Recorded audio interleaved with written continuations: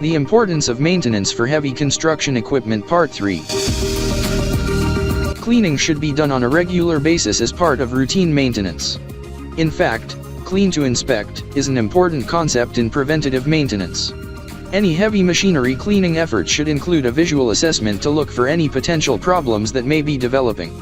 While preventative servicing equipment may not prevent all breakdowns, it will help to lessen the number of them, which is one of the reasons why preventative maintenance is so important. Consider predictive maintenance to take this type of service to the next level. Despite their similarities, each has unique characteristics that make one superior for your fleet's needs.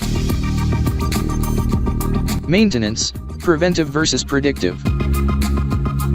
Preventative maintenance is performed on a set timetable, regardless of the machinery's urgent needs.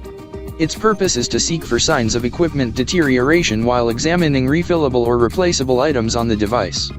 When monitoring equipment indicates that repair is required, predictive maintenance is performed. Predictive maintenance may be required less frequently than preventative maintenance, depending on the age of your fleet.